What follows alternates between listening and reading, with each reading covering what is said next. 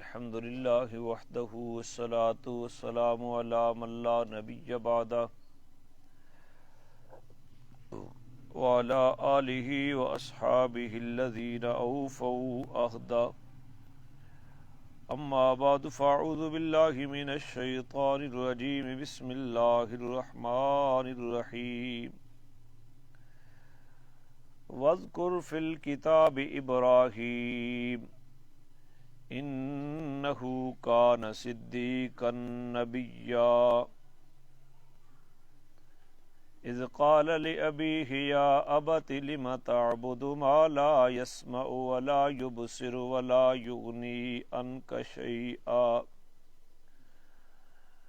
سبحان ربک رب العزت عما یصفون وسلام علی المرسلین والحمد للہ رب العالمین سبحانک لا علم لنا الا ما علمتنا انک انت العلیم الحکیم رب اشرح لی صدری ویسر لی امری واحلل عقدۃ من لسانی یفقہوا قولی رب یسر ولا تعسر وتممہ بالخیر وبک نستعین اللہم انا نسألک علما نافعا ورزقا طیبا وعملا متقبلا. درود شریف پڑھ لیں. اللہم صل علی سیدنا محمد وعلی آل سیدنا محمد افضل صلواتک بعدد معلوماتک وبارک وسلم. اللہم صل علی محمد النبی الامی وعلی آلہ وسلم تسلیما. 16واں پارہ، چھٹا رکوع، سورہ مریم کی آیت نمبر 41، 497 ہے صفحہ. مل گیا جی. موبائل میں جن کے پاس قرآن کریم ہے تو یہاں جگہ نہیں ہوتی زیادہ، تو وہ اپنی نشست کے اوپر کھول لیں. یہ پچھلا درس شروع ہوا تھا آیت نمبر 34 سے. میں اس کا مفہوم بیان کر دیتا ہوں. اللہ تعالیٰ نے حضرت عیسیٰ علیہ السلام کا واقعہ ولادت ذکر کر کے فرمایا یہ ہے عیسیٰ ابن مریم، ذالک عیسیٰ ابن مریم. اور یہ سچی بات ہے جو ہم نے بیان کر دی، جس کے اندر لوگ شک میں پڑے ہوئے ہیں. اور اللہ نے کوئی اولاد نہیں بنائی، وہ اولاد کی محتاجیوں سے پاک ہے. اور جب وہ کسی معاملے کا فیصلہ کرتا ہے تو وہ کن کہتا ہے اور وہ معاملہ ہو جاتا ہے. اسے اولاد بنانے کی کیا ضرورت ہے؟ اور پھر یہ مقولہ ہے جناب عیسیٰ علیہ السلام کا اگلی آیت میں، تو پھر گہوارے کی وہی کلام مراد ہوگی جو انہوں نے بچپن میں کی. یا یہ مقولہ ہے جناب محمد رسول اللہ صلی اللہ علیہ وسلم کا. دونوں معنی اپنی جگہ پہ ٹھیک ہے کہ بے شک اللہ ہی میرا رب ہے اور تمہارا رب بھی اللہ ہے.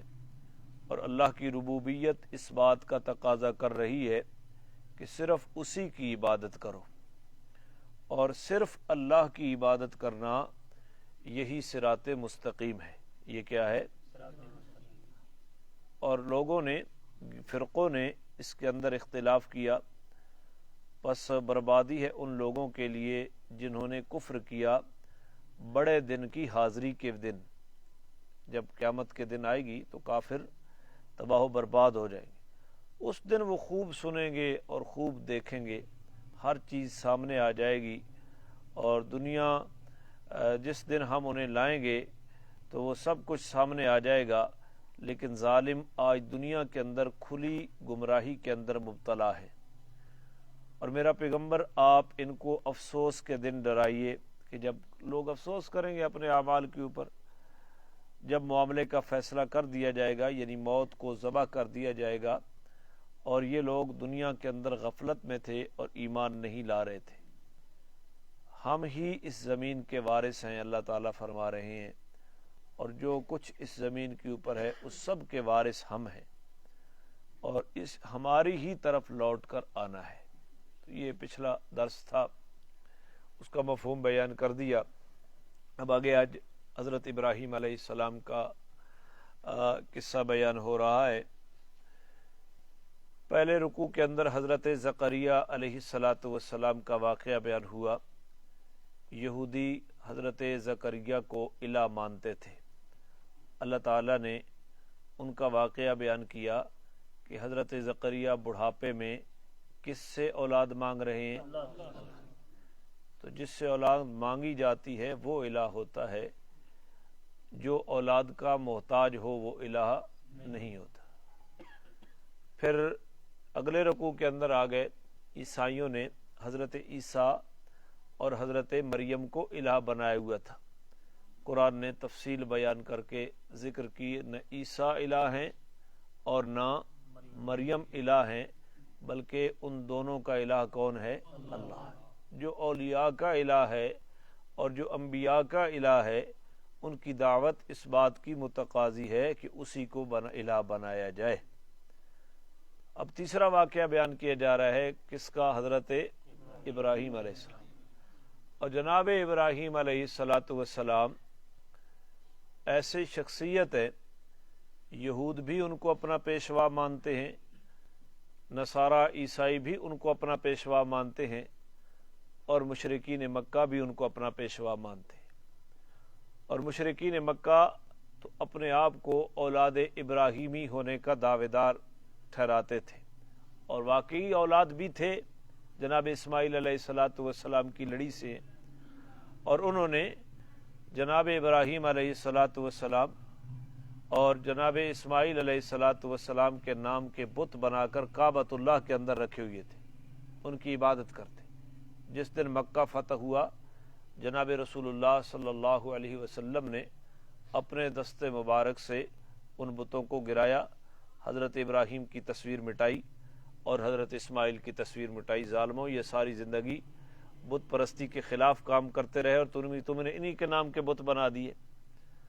اور پھر قریش مکہ حضور علیہ السلام کو طعنہ دیتے کہ ہم تو باپ دادا کے دین کے اوپر چلتے آ رہے ہیں، اور تو نے ایک نیا دین متعارف کروا دیا ہے۔ تو اللہ تعالیٰ نے جناب ابراہیم علیہ السلام کا واقعہ بیان کر کے اس بات کو واضح کیا کہ تمہارا دین بت پرستی پتہ نہیں کب سے شروع ہوا ہے، تمہارا جو جد امجد ہے حضرت ابراہیم علیہ السلام، ان کا دین بت پرستی نہیں تھا، ان کا دین بت پرستی ہاں، وہ تو اللہ کو الہ مانتے تھے اور اکیلے اللہ کی عبادت کے قائل تھے۔ اور یہود کا بھی رد کیا، اور یہاں نصارہ کا بھی رد کیا کہ جناب ابراہیم علیہ السلام موحدین کے باپ ہیں۔ موحدین کے کیا ہیں؟ توجہ فرمائیں۔ وَاذْكُرْ فِي الْكِتَابِ ابراہیم، اس کتاب میں، قرآن مقدس میں ذکر کیجئے جناب ابراہیم علیہ السلام کا۔ ذکر سے مراد یہ ہے جناب محمد الرسول اللہ صلی اللہ علیہ وآلہ وسلم کو یہ فرمایا جا رہا ہے کہ اس کتاب قرآن مقدس میں جناب ابراہیم کا واقعہ پڑھ کر ان لوگوں کو سنائیے۔ وَاذْكُرْ فِي الْكِتَابِ ابراہیم، ذکر کیجئے اس کتاب کے اندر کس کا؟ بولتے نہیں ہیں، دماغ تے میٹ تو نہیں چڑھ گئی گوشت، کھا کھا کے تے سونے، تھوڑا جے بھوک رکھ کے کھادا کرو۔ وَاذْكُرْ فِي الْكِتَابِ ابراہیم، کتاب میں کن کا تذکرہ کریے؟ جناب ابراہیم علیہ السلام کا۔ اِنَّهُ كَانَ صِدِّيقًا نَبِيًّا، بے شک وہ سچے نبی تھے، صدیق نبی تھے۔ کیا تھے؟ یاد رکھو، ہر نبی صدیق ہوتا ہے، توجہ ہے آپ کی، ہر نبی صدیق ہوتا ہے، اور ہر صدیق نبی نہیں ہوتا۔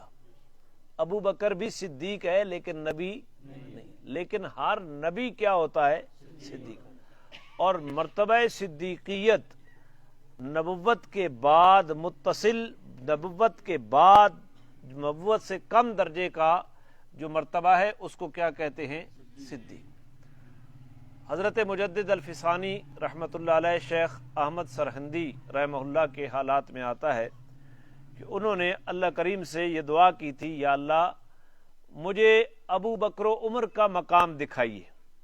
تو اللہ تعالیٰ نے حالت کشف میں جناب رسول اللہ کی زیارت کروائی، اور آپ علیہ السلام اس افق کے اوپر آسمان و زمین کے درمیان آپ نمودار ہوئے، اور آپ کے نالین مبارک کے بالکل قریب ابو بکر صدیق دکھائی دیے، اور بہت نیچے جا کر حضرت عمر دکھا دیے، اور یہ اشارہ کیا گیا کہ مقام صدیقیت نبوت کے قریب قریب کھڑا ہے۔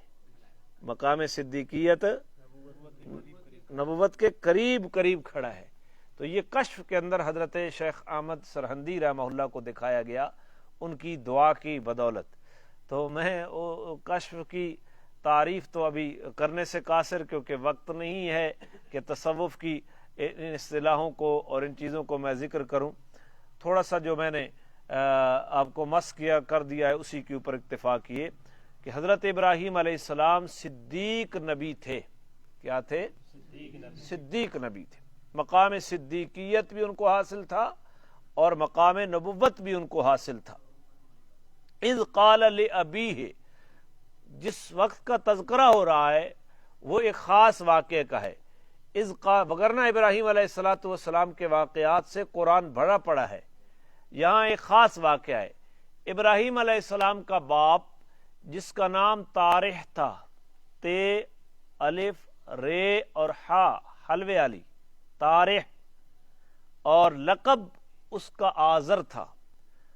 بت بناتا بھی تھا، بتوں کی پوجا بھی کرتا تھا، اور بت فروش بھی تھا، بتوں کو بیچا بھی کرتا تھا۔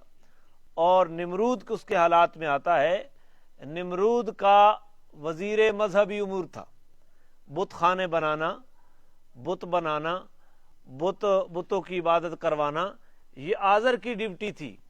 اور یہ بندہ کون ہے؟ بولتے نہیں ہیں، حضرت ابراہیم کا والد۔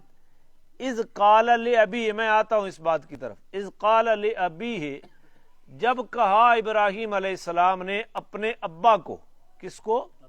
اپنے ابا کو۔ دوسرے مقام پر آزر کی تعیین کھڑی ہے۔ جب آزر کو کہا حضرت ابراہیم علیہ السلام نے، جو حضرت ابراہیم کا کیا تھا؟ باپ تھا۔ کچھ لوگ کہتے ہیں کہ باپ نہیں تھے، آزر چچا تھے۔ تو بھئی ہم تو کہہ رہے ہیں کہ اب یہاں کھڑا ہے، آپ خواہ مخواہ چچا کیوں کہہ رہے ہیں؟ تو وہ کہتے ہیں اب کبھی کبھی چچا کے لیے بولتا ہے۔ تو جب ایک حقیقت مراد لی جا سکتی ہو تو اس کو خواہ مخواہ مجاز کی طرف پھیرنے کی کیا ضرورت ہے؟ حضرت ابراہیم علیہ السلام کا والد تھا آزر، چچا نہیں تھا۔ اور جو لوگ یہ کہتے ہیں کہ انبیاء کے والدین میں کوئی بھی کافر نہیں گزرا، ان کے پاس کوئی ٹھوس دلیل نہیں ہے۔ اللہ تعالیٰ نے قرآن ہی کے اندر یہ بات فرمائی ہے کہ اللہ وہ ذات ہے، یخرج الحی من المیت ومخرج المیت من الحی، جو زندہ سے مردے کو پیدا کرتا ہے اور مردہ سے زندہ کو پیدا کرتا ہے۔ مردے سے کافر مراد ہے اور زندے سے مراد کون ہے؟ مسلمان۔ کافر کے گھر میں ابراہیم پیدا کر دیا اور حضرت نوح کے گھر میں بیٹا کافر کنعان پیدا کر دیا۔ تو یہ کون ہے کرنے والا؟ اپنی قدرت کے میں۔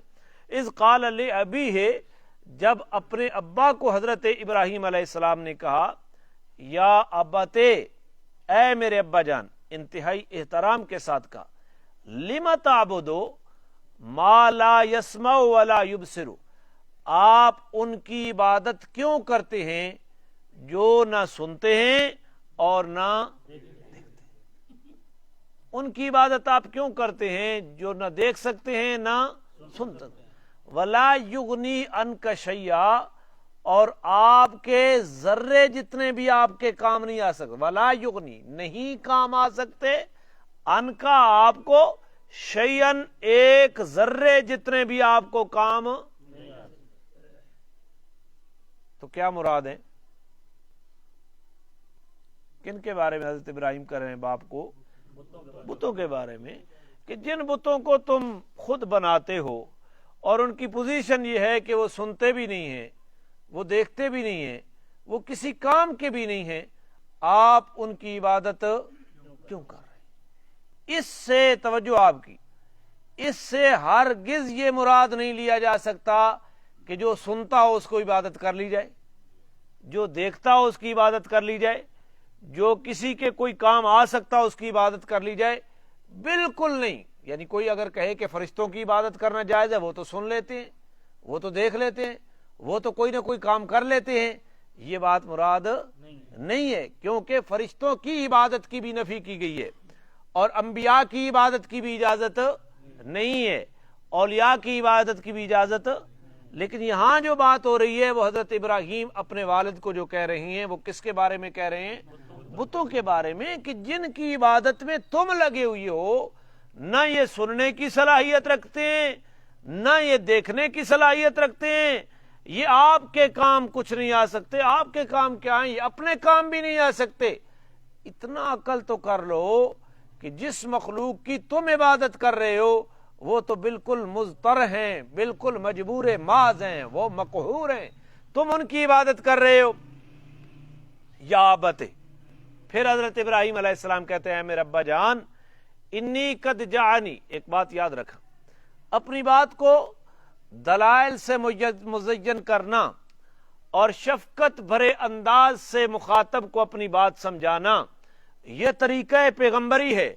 دوسرے کو چوٹ لگانا، دوسرے کے اوپر تنقید کے نشتر چلانا، یہ پیغمبری طریقہ نہیں ہے، بلکہ اس طریقے کو اختیار کرنے سے آپ کا مخاطب ضد کے اوپر آ جائے گا، انا کے جذبے سے سرشار ہو کر، اگر وہ مشرک نہیں تھا تو وہ مشرک بن جائے گا، اگر وہ پہلے کافر نہیں تھا تو آپ کے طریقے تبلیغ کی وجہ سے وہ کیا بن جائے گا؟ باپ کافر ہے ابراہیم علیہ السلام کا، باپ مشرک ہے، باپ بت بناتا بھی ہے، باپ بتوں کی عبادت بھی کرتا ہے، اور باپ بت فروش بھی ہے۔ اس کے باوجود حضرت ابراہیم یوں نہیں کہہ رہے ہو مشرکہ، بلکہ کہہ رہے ہیں یا ابت، کیا کہہ رہے ہیں؟ میرے ابا جان۔ کیا کہہ رہے ہیں؟ میرے ابا جان۔ احترام سلب نہیں کیا۔ آج کیا ہے، ہم ایک دوسرے کے احترام کے پیچھے لگ گئے ہیں، ایک دوسرے کی پگڑیاں اچھالنے لگے ہیں۔ اختلاف ہوتا ہے اور اختلاف کو دلائل سے حل کیا جاتا ہے، تو اختلاف کے اندر احترام کے جذبے کو آپ ملحوظ خاطر رکھیں گے تو یقیناً اگر جب آپ شفقت کے جذبات سے ایک آدمی کو بات سمجھائیں گے تو وہ تنہائی میں آپ کی بات کو سوچنے اور سمجھنے کے اوپر مجبور ہو جائے گا، اور اگر تنقید کے رشتہ چلائے دیں گے تو پھر کبھی بھی کسی سے ہدایت کی امید نہیں۔ ابراہیم علیہ السلام پھر کہہ رہے ہیں یا ابت، اے میرے ابا جان، انی قد جانی من العلم، بے شک میرے پاس علم ہے، علم آیا ہے، میرے پاس علم آیا ہے، معلم یاتے کا، ابا جی جو تمہارے پاس نہیں آیا ہے، میرے پاس کیا ہے؟ علم ہے، اور آپ کے پاس علم نہیں ہے، فاتبعنی، آپ میری تابعداری کریں، آپ میرے پیچھے چلیں۔ کیوں؟ آج مزہ نہیں ہے، میرا خیال ہے عیدی الداڑے چھٹی کر دینی چاہیے نہیں۔ آپ پتہ نہیں کہاں بیٹھے ہیں، گوشت نہ بھنے نے پے اپنے خیال ہے بوتے تھے تے چت توتے پہ گڑے نا، تھوڑی توجہ رکھے نا۔ آپ سے کوئی سوال تو آپ سے کر رہا ہوں، یہ تقریر تو ہے نہیں، یہ تو ہے ہی سبق، اور سبق میں استاد پوچھتا ہے، استاد بلواتا ہے، اور اگر شاگرد جواب نہ دے تو استاد یہی سمجھتا ہے کہ میں اپنی بات سمجھانے میں ناکام ہوا۔ تو بولے نا، ابراہیم علیہ السلام کیا فرما رہے ہیں کہ میرے پاس کیا چیز آئی ہے؟ علم آیا ہے، اور آپ کے پاس وہ علم نہیں ہے، اس لیے آپ کو چاہیے کہ آپ میری تابعداری کریں۔ آپ میری، بیٹا کس کو کہہ رہا ہے؟ باپ کو کہہ رہا ہے آپ میری تابعداری کریں۔ وجہ کیا ہے؟ اب سمجھی ہے نا آپ نے، پہلے نہیں سمجھی تھی، آپ کے سر سے گزر گئے۔ علم ایک ایسی دولت ہے جس کو علمی فضیلت مل گئی ہے، وہ نسبی فضیلتوں کو پیچھے چھوڑ دیتی ہے۔ علم کی فضیلت اعلیٰ ہے، بیٹا عالم ہے، باپ عالم نہیں ہے، تو باپ کو چاہیے کہ بیٹے کی بات کے پیچھے چلے۔ کیوں کہ بیٹے کے پاس کیا ہے؟ علم ہے۔ جناب ابراہیم علیہ السلام کو علمی فضیلت ملی، اس لیے ابراہیم علیہ السلام فرما رہے ابا جی میرے پاس علم ہے، آپ کے پاس علم نہیں ہے، اس علمیت کا تقاضا یہ ہے کہ فتبعنی، آپ میری کیا کریں؟ تابعداری کریں. اہدک صراطا سویا، میں آپ کو درست رستے کی طرف رہنمائی کروں گا. میں آپ کی رہنمائی کس رستے کی طرف کروں گا؟ سیدھے رستے کی طرف رہنمائی کروں گا. پھر کہتے ہیں یا ابت، اے میرے ابا جی، لا تعبد الشیطان، شیطان کی عبادت نہ کرے. کس کی عبادت نہ کرے؟ پوری کائنات میں کوئی مذہب، کوئی فرقہ اجتماعی طور پر یا کوئی شخص انفرادی طور پر، پوری کائنات میں ایسا نہیں ہے جو شیطان کی عبادت کرتا ہو. ابراہیم علیہ السلام کیوں کہہ رہے ہیں کہ آپ شیطان کی عبادت نہ کریں؟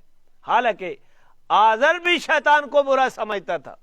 آج دنیا کے کسی کافر کو آپ شیطان کہہ دیں، وہ اس کو گالی سمجھتا ہے کہ تو نے مجھے شیطان سے ملا دیا ہے.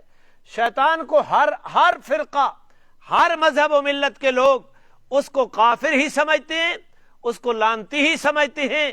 ابراہیم علیہ السلام جو کہہ رہے ہیں کہ ابا جی شیطان کی عبادت نہ کریں، اس کا مطلب یہ ہے کہ میرے ابا، آپ جو بے جان بتوں کی پوجا کر رہے ہیں، ان بتوں نے تو نہیں کہا ہے، یہ شیطان نے آپ کو پٹی پڑھائی ہے. آپ شیطان کے کہنے کی وجہ سے بت فروشی بھی کر رہے ہیں، بتوں کی عبادت بھی کر رہے ہیں. تو گویا عبادت بتوں کی نہیں ہوئی، کس کی ہوئی؟ شیطان کی ہوئی ہے. لا تعبد الشیطان. آج بھی جہاں کہیں قبر پرستی ہو رہی ہے، لوگ سورج پرستی کر رہے ہیں. ابراہیم علیہ السلام کے دور میں قبر پرستی بھی ہوتی تھی، ستارہ پرست، کواکب پرستی بھی تھی، اور شمس پرستی بھی تھی، جس کا تذکرہ پیچھے قرآن میں فلما جن علیہ اللیل را کوكبا قال هذا ربی فلما افل قال لا احب الافلین فلما راى القمر بازغا قال هذا ربی فلما افل قال لا احب الافلین. اسی طرح ہے نا، فلما راى الشمس بازغة قال هذا ربی، یہ اس کا تذکرہ. تو ابراہیم علیہ السلام کی قوم شمس پرست بھی تھی، قمر پرست بھی تھی، کواکب پرست بھی تھی، اور بت پرست بھی تھی. کیا تھی؟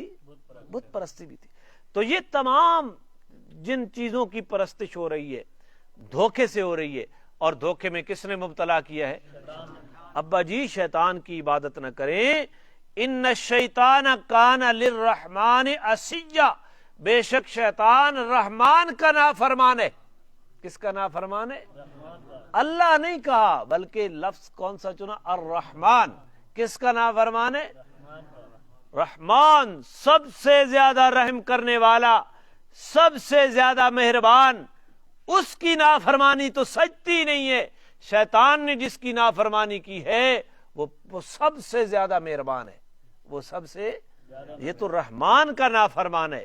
یا ابت، بار بار کرے، اے میرے ابا جی، انی اخاف ان یمسک عذاب من الرحمن، مجھے ڈر لگتا ہے کہ آپ کو رحمان کی جانب سے عذاب پہنچے، فتکون للشیطان ولیا، اور آپ شیطان کے دوست بن جائے. کیا لکھا ہوا ہے عبد الرحمن؟ شیطان کے ساتھ ہی بن جائے. مجھے یہ ڈر لگتا ہے کہ آپ کے اوپر عذاب الہی آئے گا اور آپ راندہ درگاہ ہو کر کس کے ساتھی بن جائیں گے؟ جو حشر شیطان کا ہو رہا ہوگا وہی حشر کس کا ہوگا؟ ابراہیم علیہ السلام کس کو کہہ رہے ہیں؟ تو قریش مکہ، تم جو کہہ رہے ہو کہ ہم آباء و اجداد کی پیروی کرتے ہیں، تمہارے آباء و اجداد میں بہت بڑا نام ہے ابو الانبیاء جناب ابراہیم علیہ السلام. ان کا مذہب تو بت پرستی نہیں تھا، تم بت پرستی کر رہے ہو. اور آباء پرستی بھی جائز نہیں ہے کہ بڑے جو کچھ کرتے آئے آنکھیں بند کر کے آپ بڑوں کے پیچھے لگ جاؤ. اگر بڑے حق کے اوپر نہیں ہیں تو بڑوں کے پیچھے چلنے کی اجازت نہیں ہے. اور اس کی دلیل بھی جناب ابراہیم علیہ السلام ہے کہ ابراہیم کا باپ تو بت فروش بھی تھا اور بتوں کی پوجا بھی کرتا تھا، لیکن ابراہیم علیہ السلام نے بت فروشی کو بھی رد کیا اور بتوں کی عبادت کو بھی کیا کیا؟ رد کیا. اچھا، ابراہیم علیہ السلام نے کتنے پیارے انداز میں یہ دعوت دی اپنے ابا کو. ابراہیم کا باپ جواب میں کیا کہتا ہے؟ قال راغب انت عن آلہتی یا بنیا. کیا لکھا ہوا ہے؟ تو سمجھ اپڑی نہ ہو، یا بنیا یا ابراہیم ہے. ابراہیم علیہ السلام جو کہہ رہے ہیں یا ابت، اے میرے پیارے ابا جی، اے میرے ابا جان، تو چاہیے تو یہ تھا کہ آزر بھی آگے سے کہتا ہے میرے پیارے بیٹا، لیکن اس نے کیا کہا، اوے ابراہیم. پنجابی اوئی اکثر یا کا معنی اوئی ہوتا ہے پنجابی میں. قالا جواب میں باپ میں کہا، اراغب انت ان آلہتی یا ابراہیم، او ابراہیم کیا تو میرے الہوں سے، کیا لکھا ہوگا جی برگشتہ تھوڑی جانے بلا، کیا میرے الہوں سے تو منہ موڑ رہا ہے، تو بے رغبتی کا اظہار کر رہا ہے. اب سمجھ آ گیا معنی، وہ فارسی کا معنی لکھا ہوا ہے آپ کے پاس. قال راغب انت عن آلہتی یا ابرا، پورا معنی پڑھو اب مجھے سناؤ. اس نے کہا کہ ابراہیم کیا تو میرے معبودوں سے برگشتہ ہے؟ میں معبود نہیں مانا کیا، الہ کر دیا، وہی مانا کر دیا نا آلہتی. تو وہ بتوں کو کیا مانتے تھے؟ الہ مانتے تھے. الہ کا معنی کیا ہے؟ معبود. معبود ایک جز ہے الہ کے معنی کی، کل نہیں ہے. مشکل کشا یہ بھی الہ کا معنی ہے، حاجت روا یہ بھی الہ کا معنی ہے، کھوٹی قسمتیں کھری کر دینا یہ الہ کا معنی ہے، اور کھری قسمتوں کو کھوٹا کر دینا یہ بھی الہ کا معنی ہے. بارشیں برسانا، اولاد دینا، اولاد کو موت دے دینا، زندگی بخشنا، رزق دینا، جو مذکر دے مؤنث دے رلے ملے دے، پوری کائنات کا نظام چلانا، یہ سب کس کے معنی ہیں؟ الہ کے معنی ہیں. قالا راغب انت عن آلہتی یا ابراہیم، او ابراہیم کیا تو میرے الہوں سے منہ موڑ رہا ہے؟ کس کو الہ کہہ رہے ہیں؟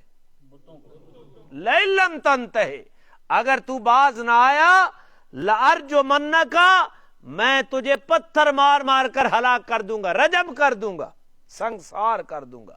وہجرنی ملیا، اور مجھ سے دور ہو جا ایک طویل زمانے تک، وقت میرے متھے ہی نہ لگے، گھر آونے دی لوڑ ہی نہیں. ابراہیم علیہ السلام کو باپ نے کس وجہ سے نکال دیا؟ بتوں کی عبادت سے منع کیا، تو حضرت ابراہیم کو باپ نے گھر سے باہر نکال دیا. تھن درست اڑے لوگ اڑے تو تسی روان ہے. ابراہیم کو تو گھر سے نکال دیا گیا. کس پاداش میں؟ کوئی مالی جھگڑا تھا؟ کوئی سونے چاندی کا جھگڑا تھا؟ کیا جھگڑا تھا؟ بتوں کی پوجا. اللہ کی الوہیت منوانے کے پیچھے جناب ابراہیم علیہ السلام کو گھر سے نکال دیا گیا. قال سلام علیک، بے یارو مددگار چل پڑے. حضرت ابراہیم علیہ السلام فرماتے ہیں سلام علیکہ، تیرے اوپر سلام ہو. ابا جی تمہارے اوپر کیا ہو؟ سلام. یہاں سلام سے کون سا مراد ہے؟ سلام متارکت، الوداعی سلام. بس ٹھیک ہے، گھروں کٹ چھوڑا نہیں تو میرا سوڑا تو کوئی تعلق ہو، میں جاتا ہوں. یہ ہے سلام متارکت. یا یہ سلامتی والی دعا ہو کہ ابا جی تسی سلامت رہو، آپ کے اوپر اللہ آپ کو سلامتی نصیب کرے، میں گھر سے جا رہا ہوں. سأستغفر لک ربی، میں آپ کے لیے اپنے رب سے بخشش کی دعا مانگوں گا، استغفار کروں گا. کیا کروں گا؟ انہو کان بی حفیہ، بے شک وہ میرا رب میری اوپر مہربان ہے، میں آپ کے لیے بخشش کی کیا مانگوں گا؟ سورہ توبہ میں آتا ہے اللہ تعالیٰ نے ما کان للنبی والذین آمنوا ان یستغفروا للمشرکین ولو کانوا اولی قربا. نبی کے لیے بھی یہ بات جائز نہیں ہے، ایمان والوں کے لیے بھی یہ بات جائز نہیں ہے کہ وہ مشرکوں کے لیے بخشش کی دعا مانگے، ولو کانوا اولی قربا، اگرچہ وہ مشرک قریبی رشتہ دار کیوں نہ ہو. نہ نبی کے لیے جائز ہے نہ ایمان والوں کے لیے جائز ہے. پھر اللہ نے اس کے بعد فرمایا ابراہیم علیہ السلام تو باپ کو کیا کہہ رہے ہیں کہ میں آپ کے لیے کیا کروں گا؟ مغفرت کی کیا کروں گا؟ دعا کروں گا. اب اس مقام کو دیکھو، وما کان استغفار ابراہیم لابیہ، میں شاید اللہ موعظۃ دکھا دوں نا آپ کو آیات. سورہ توبہ کھولو نا، آیت کون سی ہے؟ کوئی حافظ رہنمائی کر جی. توبہ کی تیسری نہیں، 11ویں پارے کی یا توبہ کی تیسرا؟ 11ویں پارے کا تیسرا کھولیں جی. بات سامنے آ جائے گی نا تو بات جزاک اللہ جی صاحب سامنے آ گیا. آیت نمبر 113 بنتی ہے. صفحہ بتا دیں بھائی آپ کیا کھل جائے تو. 330 صفحہ نمبر 330 آیت نمبر 113 سورۃ توبہ کی. مل گیا؟ اب اس جگہ پہ ہاتھ رکھ کے ادھر آ جاؤ, اس بات کو سمجھو. پہلے ابراہیم علیہ السلام کو باپ نے گھر سے نکال دیا. ابراہیم علیہ السلام جاتے ہوئے کہہ رہے ہیں کہ ابا میں تیرے لیے کیا کروں گا؟ استغفار کروں گا. تیرے لیے کیا کروں گا؟ اپنے رب سے. استغفار کا کیا معنی ہوتا ہے؟ بخشش کی دعا کرنا. تو ابراہیم کا باپ موحد تھا مشرک تھا؟ اور ابراہیم مشرک باپ کے لیے کیا کہہ رہے ہیں کہ میں بخشش کی کیا کروں؟ سورہ توبہ میں اب آ جاؤ آیت نمبر 113 کے اوپر. قرآن کہہ رہا ہے ما کان للنبی, نبی کے لیے یہ بات جائز نہیں ہے. والذین آمنوا, اور ایمان والوں کے لیے بھی یہ جائز نہیں ہے. ان یستغفروا للمشرکین, کہ وہ مشرکوں کے لیے بخشش کی دعا مانگیں. ولو کانوا اولی قربا, اگرچہ وہ قریبی رشتہ دار ہی کیوں نہ ہوں. مشرک کے لیے استغفار کرنے کی اجازت نہیں ہے. من بعد ما تبین لهم انہم اصحاب الجحیم, جب یہ بات واضح ہو گئی کہ وہ جہنمی ہیں تو پھر ان کے لیے بخشش کی دعا مانگنے کی اجازت. تو پھر سوال پیدا ہوتا ہے کہ ابراہیم نے اپنے باپ مشرک کے لیے دعا کیوں مانگی؟ اللہ نے اس کا جواب آیت نمبر 114 میں دیا. آگے کھڑی ہے وما کان استغفار ابراہیم لابیہ, اور نہیں تھا استغفار کرنا ابراہیم کا اپنے ابا کے لیے, الا ام موعدۃ وعدہا ایہ, ایک وعدے کے تحت تھا. ایک جو وعدہ کیا تھا نا ابراہیم نے کہ میں تیرے لیے کیا کروں گا؟ استغفار کروں گا. فلما تبین لہ انہ عدو اللہ, اور جب ابراہیم کے اوپر یہ بات واضح ہو گئی ہے کہ یہ خدا کا دشمن ہے, میرا باپ کیا ہے؟ خدا کا, اور کفر کے اوپر مر گیا, تبرأ منہ, تو ابراہیم علیہ الصلوۃ والسلام نے برات کا اظہار کر دیا, اپنے والد کے لیے استغفار کرنا چھوڑ دیا. اپنے والد کے لیے استغفار کرنا, اور وہ جو استغفار کا وعدہ انہوں نے کیا تھا ان ابراہیم لأواہ حلیم, کہ بے شک ابراہیم علیہ الصلوۃ والسلام بڑے نرم دل اور حوصلے والے تھے. ان کی شفقت کا تقاضا تھا کہ والد کے لیے وہ استغفار کرتے. تو بات سمجھو کہ ابراہیم علیہ السلام والد کے لیے جو استغفار کر رہے تھے وہ ان کی وفات کے بعد نہیں بلکہ زندگی کے اندر. اور جب واضح ہو گیا کہ اس کی موت کفر کے اوپر آئی ہے تو ابراہیم علیہ السلام نے دعا کرنی کیا کر دی؟ چھوڑ دی ہے. اور اس کا معنی اب معنی سمجھو, یہاں جو ابراہیم اپنے والد کو کہہ رہے ہیں ساستغفر لک ربی, کہ میں اپنے رب سے آپ کے لیے استغفار کروں گا, یہاں استغفار کا معنی ہے کہ میں آپ کے لیے ہدایت کی دعا مانگوں گا. استغفار کا معنی کیا ہوگا؟ میں آپ کی, جب تک آپ زندہ ہیں میں ابا جی آپ کے لیے ہدایت کی دعا مانگوں گا کہ اللہ میرے ابا کو کیا کر دے. اور جو معروف استغفار ہے گناہوں کی بخشش کا, جس کا تذکرہ موت کے بعد ہوتا ہے, ابراہیم علیہ الصلوۃ والسلام نے وہ استغفار اپنے باپ کے لیے. بات سمجھ آئی؟ پتہ نہیں میں حل بھی کر سکا یا نہیں کر سکا. کوئی کافر, کوئی مشرک, کوئی ملحد زندہ ہے تو اس کے لیے بخشش کی دعا مانگنا جائز ہے. اس بخشش سے کیا مراد ہوگی کہ اللہ اس کو کیا دے دے؟ ہدایت دے دے. اور اگر وہ اپنے اسی کفریہ عقیدے کے اوپر, مثلا کوئی آدمی نماز کا انکار کرتا ہے, ایک آدمی پڑھتا نہیں ہے تو وہ کافر نہیں ہے, ایک آدمی نماز کا انکار کرتا ہے وہ کافر ہے, ایک آدمی کلمہ پڑھتا ہے اور زکوٰۃ کا انکار کرتا ہے وہ کافر ہے, ایک آدمی کلمہ پڑھتا ہے اس کے باوجود حج کا انکار کرتا ہے تب وہ کافر ہے, روزے کا انکار کرتا ہے تب وہ کافر ہے, جہاد کا انکار کرتا ہے تب وہ کیا ہے؟ کافر ہے. جو آدمی ضروریات دین کا انکار کرتا ہے وہ کافر ہے. یا اگر وہ شرک کرتا ہے, ایسا شرک جس کے اندر کسی قسم کی تعویل کا امکان نہ ہو سکے, تو وہ مر جائے تو اس کے مرنے کے پیچھے اس کے لیے استغفار کرنے کی اجازت. اور آپ علماء سے پوچھیں جنازے کی تعریف کیا ہے؟ جنازے کی تعریف ہے استغفار للمیت, میت کے لیے بخشش کی دعا کرنا.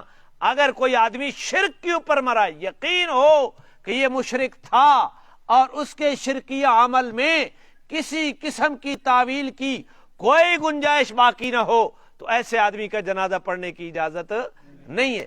اور ایک آدمی کے بارے میں یقین ہو کہ یہ کفر کے اوپر مرا ہے اور اس کا جنازہ پڑھنے کی بھی اجازت، وَلَوْ كَانُوا أُولِي قُرْبَىٰ، اگرچہ وہ قریبی رشتہ دار۔ اب سمجھو بات، جنازہ رسم نہیں ہے، جنازہ عبادت ہے، جنازہ، اور اللہ منع کر رہا ہے کہ کافروں کا جنازہ پڑھنے کی اجازت۔ سنے نے، تعزیت کے لیے جاؤ، کافر کی تعزیت کا کیا معنی؟ تعزیت ہمارا فائدہ نہیں ہونا، تعزیت کا معنی ہوتا ہے کہ اس کو غم ہلکا کرنے کے کلمات کہنا اور اس کو آئندہ کے لیے تسلی کے کلمات۔ کافر کی تعزیت بھی کی جا سکتی ہے کہ اس کو کہو بھائی اللہ دا امر، یہ بندہ چلا گیا، اللہ اس دا نعم البدل دے وے۔ ہوں ایک بندہ چلا گیا، اس نے آخنا بھائی اللہ اس دا نعم البدل دے وے، وہ کافر ہے تو نعم البدل کے دے وے؟ اللہ مسلمان دے وے، اللہ تیرے صبر دے وے، اللہ تیرے واسطے عافیت فرمائے۔ یہ جملے ہیں تعزیت، یہ کافر کے لیے بھی کرنے کے جائز ہے، لیکن استغفار، بخشش کی دعا، یا جو آپ فاتحہ خوانی کرتے ہیں، یہ کافر کے لیے اجازت۔ سمجھیے آپ نے بات؟ اب آ جاؤ اپنی بات کے اوپر۔ انہو کان بی حفیہ، ابراہیم کہہ رہے ہیں کہ میں اپنے والد کے لیے استغفار کروں گا، وہ میرے ساتھ میرا رب بے حد مہربان ہے۔ وَأَعْتَزِلُكُمْ، باقی اب جی بات رہی عقیدے کی، وَأَعْتَزِلُكُمْ، میں تم سے بھی جدائی اختیار کر رہا ہوں، وَمَا تَدْعُونَ مِن دُونِ اللَّهِ، اللہ کے علاوہ جن کو تم پکارتے ہو۔ وہاں کیا لکھا ہوا ہے؟ پکارنا لکھا ہوا ہے یا عبادت لکھی ہوئی ہے؟ تدعون، دعا یدعو، جن کو تم پکارتے ہو۔ حدیث میں آتا ہے الدعاء مخ العبادہ، الدعاء، یہ جو پکار ہے نا، پکار یہ عبادت کا مغز ہے۔ اور دوسری روایت میں آتا ہے الدعاء هو العبادہ، یہ پکار ہی اصل عبادت ہے۔ کسی ہستی کو یہ عقیدہ کر لینا کہ وہ میرے حاضر کے حالات کو بھی جانتا ہے اور میرے غائب کے حالات کو بھی جانتا ہے، میں اس کو پکاروں گا، وہ میری پکار کو سن لے گا اور سن کر میری فریاد رسی کر لے گا۔ اس عقیدے سے کسی کو پکارنا یہ اس کی عبادت ہے، یہ اس کی کیا ہے؟ اور اس عبادت کے لائق کون ہے؟ اس پکار کے لائق کون ہے؟ سب کچھ سننے والا، سب کچھ جاننے والا، جس کے سامنے حاضر بھی برابر ہے، جس کے سامنے غائب بھی برابر ہے، جس کے سامنے رات اور جس کے سامنے دن برابر ہے، اندھیروں میں بھی وہ برابر دیکھتا ہے، اجالے میں بھی وہ برابر دیکھتا ہے، دلوں میں چھپی ہوئی باتوں کو بھی برابر سنتا ہے، زبان سے نکلے ہوئی الفاظ جہریہ کو بھی وہ برابر سنتا ہے، سن کر مشکل کشائی کرنے کے اوپر قادر ہے۔ وہ ذات کس کی ہے؟ بولیں بولیں، وہ ذات کس کی ہے؟ تو پکارنا کس کو چاہیے؟ یہی تو جو بھائی بلال نے ابھی نظم پڑھی نا، یہ پیر نصیر الدین گولڑوی رحمہ اللہ کی نظم ہے، سب کا داتا ہے تو، سب کو دیتا ہے، آگے تیرے بندوں کا تیرے آگے، کس سے مانگیں، کہاں جائیں، کس سے کہیں، اور دنیا میں تیرے، آگے چل۔ انبیاء کے بارے میں کون سنتا ہے فریاد مظلوم کی، کس کے ہاتھوں میں کنجی ہے مقصوم کی، کس کے ٹکڑوں پہ پلتے ہیں شاہ۔ یہ ساری بات وہی کہہ رہے ہیں، یہ صفت کس کی ہے؟ کس سے مانگا جائے؟ اللہ سے مانگا جائے۔ اور یہ خدا کی قسم سارے نبیوں کی یہی دعوت تھی، سارے نبیوں کی یہ دعوت تھی کہ اپنا مشکل کشا کس کو بنا لو۔ کسی نبی نے اپنے در کی عبادت کی، اپنی پکار کے لیے مخلوق کو نہیں بلایا۔ انبیاء اور اولیاء نے کس کا در دکھایا؟ اللہ کا در دکھایا۔ بلکہ ایک حدیث میں آتا ہے، ایک صحابی سے حضور نے پوچھا کہ تیرا کام ہو گیا ہے، اور اس نے جواب میں کہا کہ اللہ اور اللہ کا رسول چاہے گا تو ہوگا۔ آپ نے گریبان سے پکڑ لیا، قل ما شاء اللہ فقط ما شاء اللہ کہے، کیا تو نے مجھے اللہ کا شریک بنا دیا؟ یہ تو میرے نبی کی تعلیم ہے، اس تعلیم سے ہٹ جانا اللہ تعالیٰ محفوظ فرمائے، اللہ انبیاء کے رستے پر چلنے کی توفیق عطا فرمائے۔ وَآتَزِلُكُمْ وَمَا تَدْعُونَ مِن دُونِ اللَّهِ، ابراہیم اب کہہ رہے ہیں ابا نے گھر سے نکال دیا نا، وعدہ بھی کر لیا کہ تیرے لیے ہدایت کی دعا مانگوں گا۔ یہاں استغفار سے معنی کیا ہے؟ ہدایت کی، یاد رکھنا اس آیت کو، ہدایت کی دعا ہے۔ وَأَعْتَزِلُكُمْ وَمَا تَدْعُونَ مِن دُونِ اللَّهِ، میں تم سے بھی جدائی اختیار کرتا ہوں ابا، اور جن کو تم اللہ کے علاوہ پکار رہے ہو میں اس عقیدے سے بھی کیا کرتا ہوں، جدائی اختیار کرتا ہوں۔ وَأَدْعُو ربی، ابراہیم نے کیا کہا، میں کس کو پکاروں گا جی؟ وَأَدْعُو ربی وَآدم ونو، پیچھے جتنے نبی گزر گئے کسی کا نام لیا؟ حضرت ابراہیم نے کیا کہا، ابا اس عقیدے میں میرا تیرا کوئی سانجا کھاتا نہیں ہے، وَأَدْعُو ربی، میں تجھ سے بھی جدائی اختیار کرتا ہوں، اور جن کی تو پکار کرتا ہے میں ان سے بھی جدائی اختیار کرتا ہوں، یہ عقیدہ میرا نہیں ہے۔ وَأَدْعُو ربی، میں پکاروں گا کس کو؟ اپنے رب کو پکاروں گا۔ عَسَىٰ أَلَّا أَكُونَ بِدُعَاءِ رَبِّي شَقِيًّا، اور مجھے یقین ہے کہ میں اپنے رب کو پکار کر کبھی بھی محروم نہیں رہوں گا۔ رب کو جب بھی پکارا جائے رب محروم نہیں رکھتا۔ فَلَمَّا اعْتَزَلَهُمْ، ابراہیم کو والد نے گھر سے، ایک حضرت ابراہیم ہے، دوسری ان کی بیوی حضرت سارہ ہے، اولاد کوئی نہیں ہے، اور پھر ایک ان کے بھتیجے حضرت لوط ہے، اور بعد میں اسی رستے میں جب گھر سے نکل گئے وہاں سے ہجرت کر کے، رستے ہی میں حضرت لوط کو اللہ نے نبوت عطا کر دی۔ ہجرت کی برکت سے اللہ نے کیا عطا کر دی؟ اور رستے میں جو واقعہ پیش آیا، ایک جگہ سے گزر ہوا حضرت ابراہیم کا اس قافلے کا، وہاں کا جو بادشاہ تھا وہ ہر عورت کو لے لیتا اور اس عورت کو اپنی ہوائش کا نشانہ بناتا، سوائے اس بات کے کہ اگر کوئی آدمی کہہ دیتا کہ یہ میری بہن ہے، بیوی نہیں ہے، تو وہ اس کو چھوڑ دیتا۔ حضرت سارہ کے ساتھ بھی یہ واقعہ پیش آیا، اور اللہ تعالیٰ نے حضرت سارہ کی وہاں کرامت نمودار کی۔ نمرود دھنس گیا، وہ بات نمرود نہیں تھا، وہ اور بادشاہ جو تھا وہ زمین کے اندر دھنس گیا، اور پھر اس نے معافی مانگی، اور اس نے ایک لونڈی ہاجرہ حضرت سارہ کو دی۔ حضرت سارہ نے وہ ہاجرہ نامی لونڈی حضرت ابراہیم کو ہبہ کر دی، اور حضرت ابراہیم نے اسی کے ساتھ نکاح کیا، اور اس سے بیٹا پیدا ہوا اسماعیل۔ اس سے بیٹا کیا پیدا ہوا؟ یہ بات کی بات ہے۔ اور سارہ کو بڑھاپے میں، اب اللہ فرما رہے ہیں فَلَمَّا اعْتَزَلَهُمْ، جب ابراہیم نے ان سے جدائی اختیار کر لی، وطن سے بے وطن ہو گئے، وَمَا يَعْبُدُونَ مِن دُونِ اللَّهِ، اور جن کو وہ اللہ کے علاوہ جن کی عبادت کرتے تھے ابراہیم نے ان سے بھی جدائی اختیار کر لی، تو ہم نے ابراہیم کو بے یار و مددگار نہیں چھوڑا۔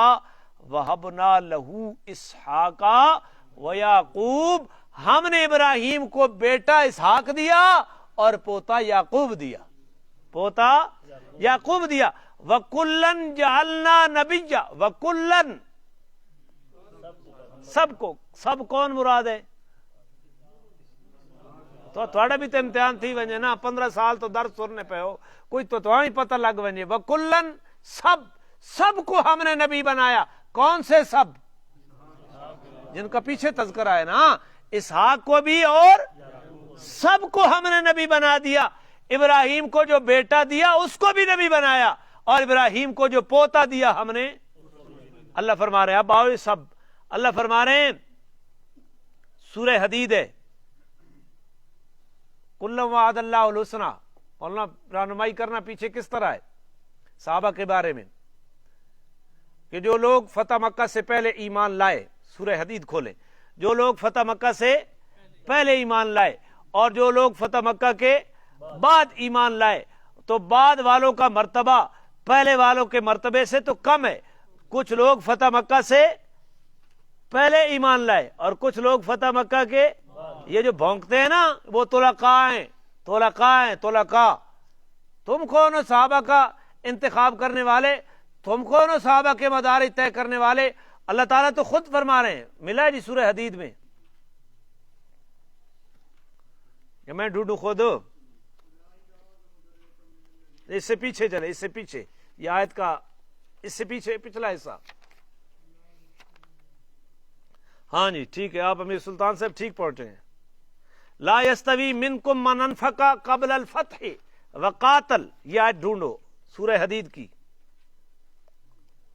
اتنی ڈھیل تو لگ گئی تو بات تک کم ہی تھی ویسے۔ آیت نمبر بھی دسو اور صفحہ نمبر بھی۔ آیت نمبر 10 سورہ حدید کی صفحہ نمبر پارہ کون سا ہے؟ 875 کھولو بھائی. 27واں جی، جزاک اللہ. رکوع نمبر 27ویں پارے کا رکوع نمبر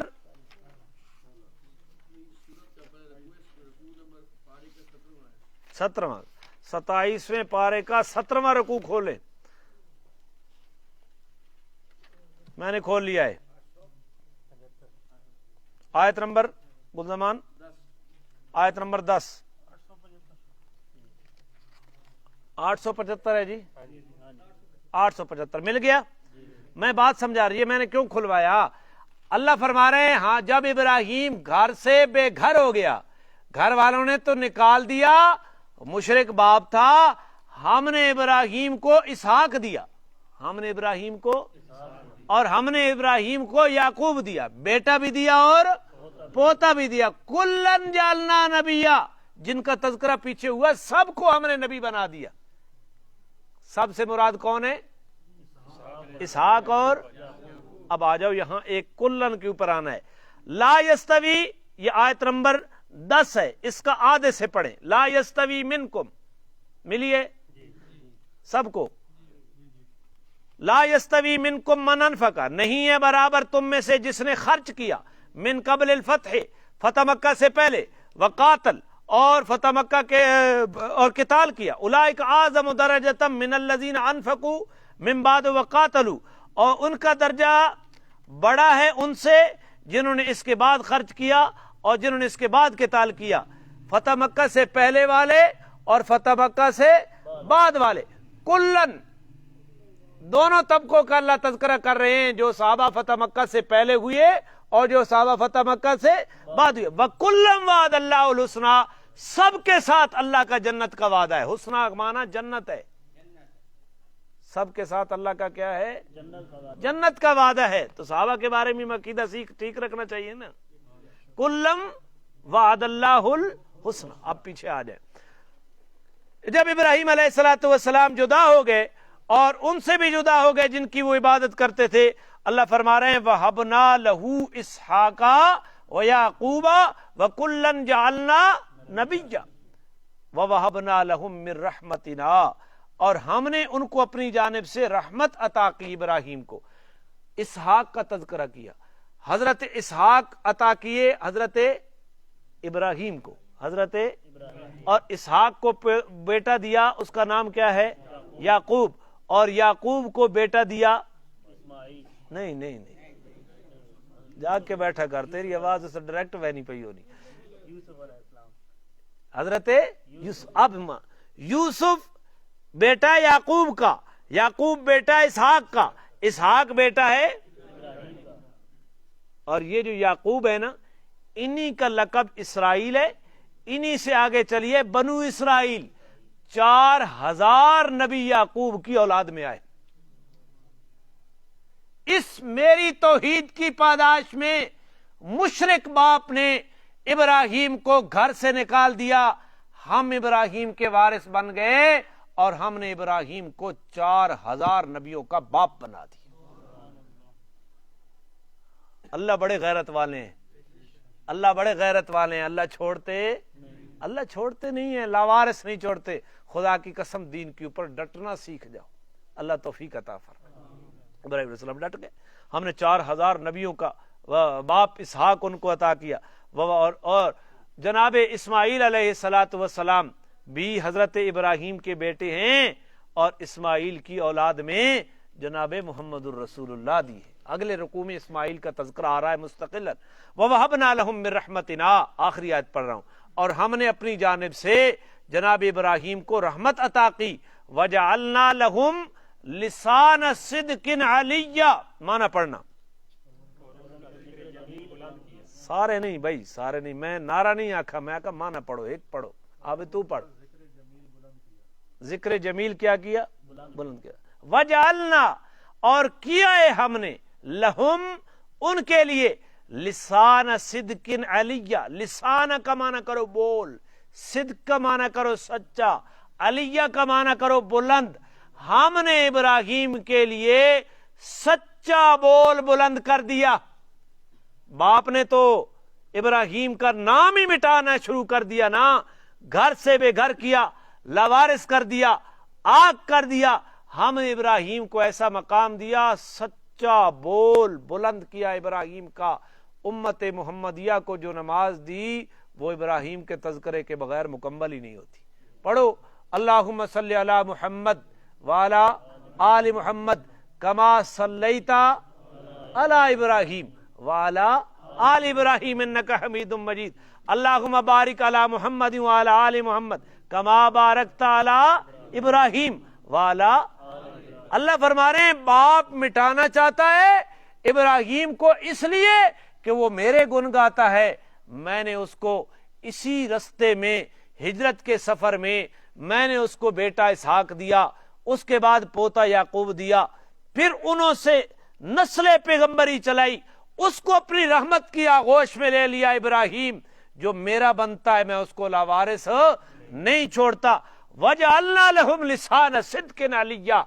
इस तौहीद के बोल की वजह से हमने इब्राहिम का जिक्र इतना बुलंद किया है। आज उम्मत मुहम्मदिया इब्राहिम की सुन्नतों के ऊपर अमल पैरा हो रही है। जहां मोहम्मद रसूलुल्लाह का नाम लेती है वहां जनाब इब्राहिम का नाम भी। आज जो दिन था, आखिरी दिन था कुर्बानी का, ये 3 दिन जो अमल किया हमने किसकी सुन्नत के ऊपर अमल किया। और ज़िलहिज्जा में ये जो हाजी ओ जा रही हैं और जितने अफ़आल हज के कर रहे हैं वो इब्राहिम के ख़ानदान ने ही वो सारे अफ़आल किए थे। और आज उम्मत मुहम्मदिया उनको पकड़ी हुई है। अल्लाह फरमा रहे हैं हमने इब्राहिम का सच्चा बोल बुलंद कर दिया, उनके जिक्र को क़यामत तक के लिए कायमो दायम कर दिया। अल्लाह हमें भी इब्राहिम जैसा अकीदा नसीब फरमाए, इस्तिकामत नसीब फरमाए। औज़ु बिल्लाहि मिनश शैतानिर रजीम। बिस्मिल्लाहिर रहमानिर रहीम।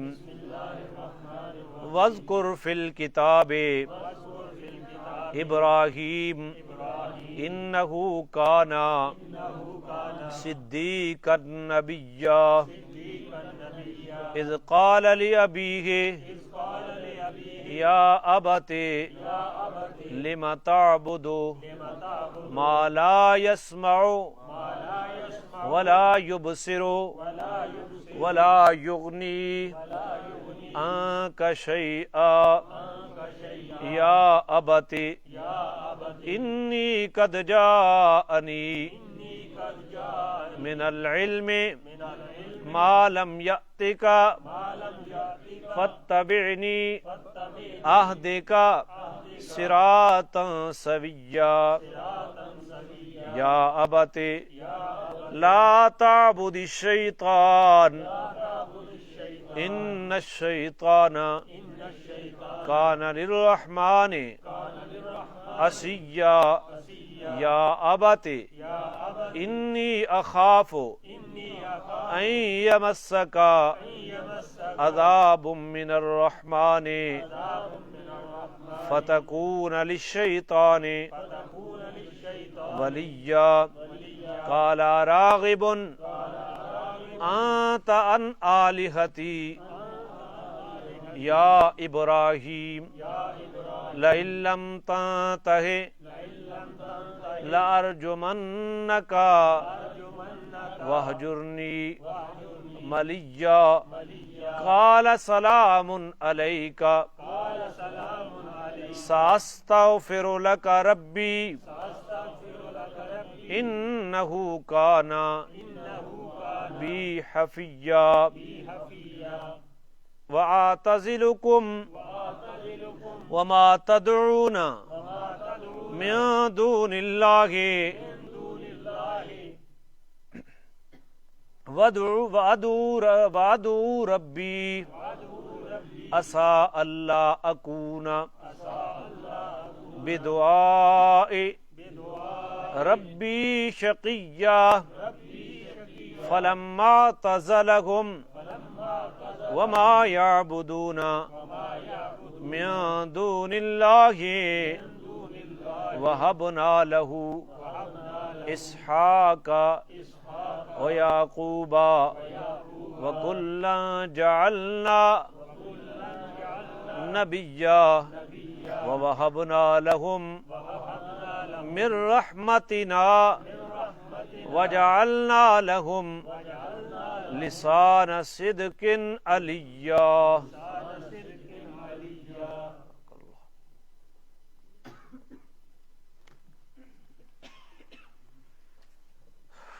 تیمم کے متعلق پڑھ رہے تھے. سوال ہے بھائی وضو اور غسل، وضو دونوں کا تیمم جائز ہے یا صرف وضو کا؟ دونوں کا تیمم جائز ہے. غسل کی جگہ پہ اوپر بھی تیمم کیا جا سکتا ہے اور وضو کی جگہ پہ. ایک سوال اور پڑھیں گے. کن چیزوں پر تیمم کرنا جائز ہے؟ کون کون سی چیزیں ہیں جن کے اوپر ہاتھ مار کے تیمم کیا جا سکتا ہے؟ پاک مٹی، پہلی چیز کیا ہے؟ پاک مٹی. اسی طرح پاک ریت، پتھر، چونا. مٹی کے کچے یا پکے برتن جن کے اوپر روغن نہ ہو، رنگ نہ ہو، رنگ نہ ہو، کچے برتن ہوں یا پکے برتن ہوں. اور مٹی کی کچی اینٹیں یا پکی اینٹیں. اور مٹی یا اینٹوں یا پتھر یا چونے کی دیوار، گیرو اور ملتانی مٹی پر تیمم کرنا جائز ہے. اسی طرح پاک غبار سے بھی تیمم کرنا کیا ہے؟ یہ جتنی چیزیں ہیں یہ جنس سے عرض ہیں، زمین کی جنس سے ہیں. یہ پاک ہوں تو ان کے ساتھ تیمم کرنا کیا ہے؟ جائز ہے. بس آگے پڑھیں گے کہ کن چیزوں